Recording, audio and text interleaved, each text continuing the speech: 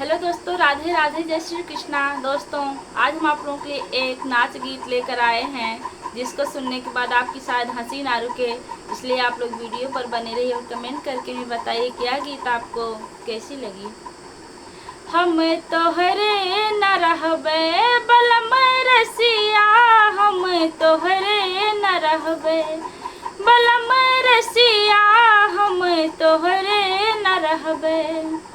पनिया भरन गए ओहू गए रसिया, पनिया भरन गई ओहू गए रसिया। खींच ले है डोरी दिखावे बतिसिया, हम तोहरे न रहबे बलम रसिया, हम तोहरे न रहबे बलम रसिया, हम तोहरे न रहबे।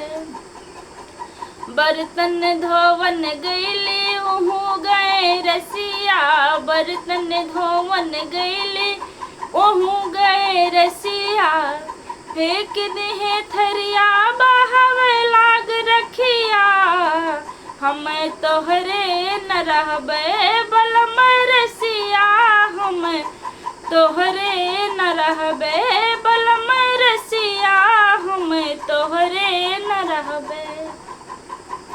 रोटिया पोवन गईले ओहू गईले रसिया, रोटिया पोवन गईले ओहू गईले रसिया। फेंक दाल सब्जी खाए बासी रोटिया, हम तोहरे न रहबे बलम रसिया, हम तोहरे न रहबे बलम रसिया, हम तोहरे न रहबे।